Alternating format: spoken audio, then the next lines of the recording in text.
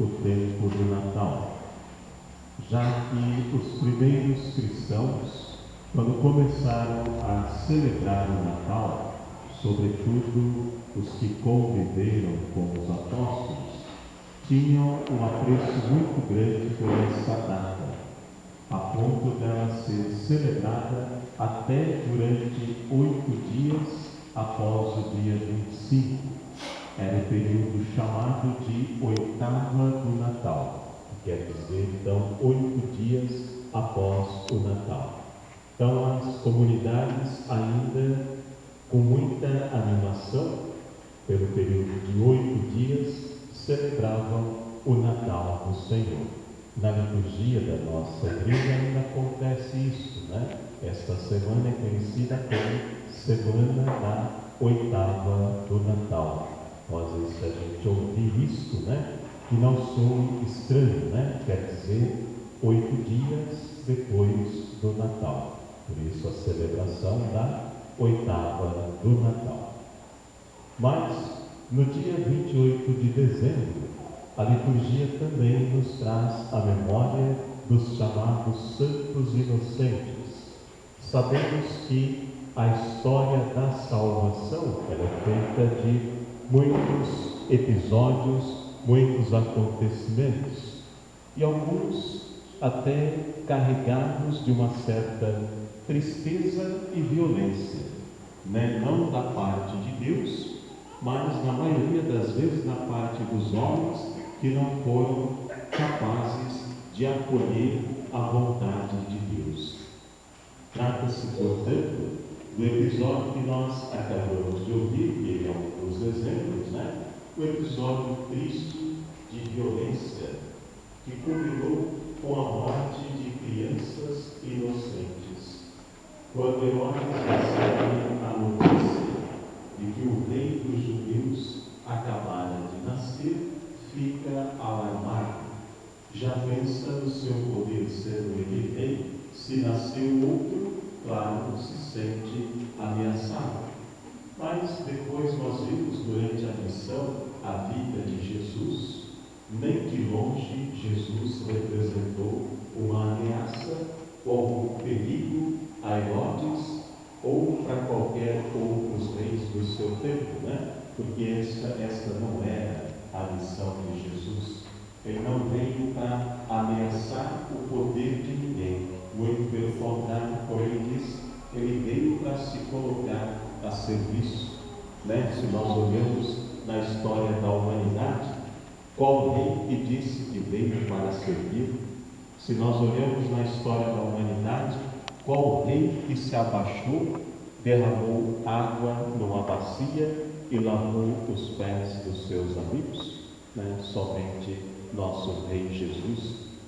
Então, portanto, nem de longe ele oferecia algum tipo de ameaça a Herodes ou a qualquer um dos reis daquele tempo. Mas Herodes, né, se sentiu ameaçado. E como não tinha certeza de quem era o menino Deus, o rei dos judeus, que acabara de nascer, usou então de um modo violento na tentativa de chegar ao menino Jesus, mandando então matar todos os meninos de Belém e do território vizinho que tivessem mais ou menos a idade que ele entendia que Jesus deveria ter. Então estas crianças nós celebramos como mártires inocentes, né? Porque ainda na sua inocência, sem saber o que estava acontecendo, derramaram seu sangue, testemunharam a presença do Cordeiro de Deus, né? Jesus, este sim, então depois de própria vontade, como Cordeiro de Deus, na cruz derrama o seu sangue para a salvação, para a purificação do mundo. Então estes meninos também passaram por este martírio, e esta memória, já muito antiga na vida da igreja, ela sempre foi celebrada, sobretudo depois que se estabeleceu o calendário, né, no dia 28 de dezembro.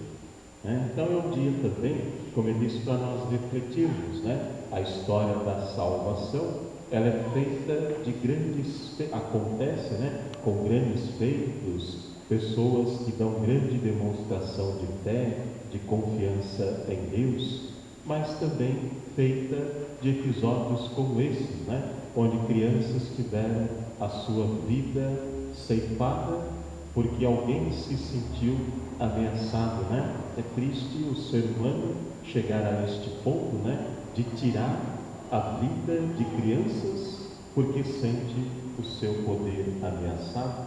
E hoje também às vezes não é muito diferente, Quantas crianças também têm a sua vida ameaçada, às vezes até pelos próprios pais, Volta e meia nós vemos aí algum noticiário deste na TV, de um pai, uma mãe que bateu, que às vezes até tirou a própria vida, E a criança então, que na sua inocência acaba pagando pela maldade no coração dos adultos.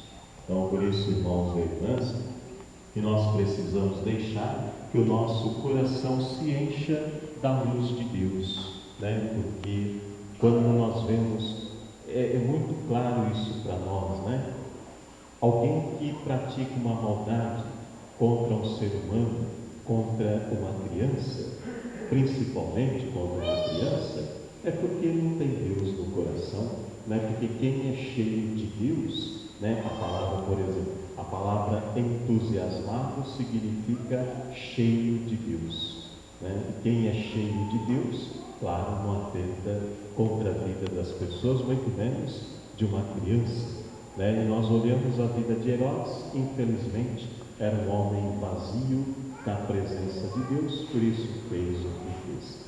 Então é por isso, irmãos e irmãs, que nós temos que aprender com esses episódios na história da salvação, mas também, como eu disse, deixar que a luz de Deus habite a nossa vida, enche o nosso coração, Já que o Natal, ele é muito bonito também por isso, Por entre outras coisas, mas eu diria talvez até, sobretudo por isso, porque o Natal é o tempo de Jesus, o Natal é o tempo da luz de Deus, o Natal é aquele tempo em que nós, como homens e mulheres de fé, aproveitamos para inundar ainda mais a nossa vida, o nosso coração, da nossa família, com a luz de Deus, Jesus, a luz de Deus. O Evangelho de João fala isso de uma maneira tão bonita, Da luz de Deus, falando de João Batista, que veio dar testemunho da luz, mas ele não era a luz verdadeira. A luz verdadeira estava por vir. E aí depois ele disse: e o Verbo se fez carne e habitou entre nós. Então, a luz de Deus chegou. Então, hoje, quando nós que não temos problema com as imagens, como algumas pessoas infelizmente têm, quando olhamos para esta imagem do menino Deus, é uma oportunidade de nós podermos contemplar um pouco, Com certeza aqui nenhum de nós viu Jesus menino, Não tínhamos nascido ainda, Mas a imagem do menino Jesus nos ajuda, pelo menos, a pensar um pouco, A imaginar aquele menino envolto em faixas e deitado na manjedoura, que José e Maria foram os primeiros a se encher desta luz, mas é a mesma luz que hoje brilha para nós.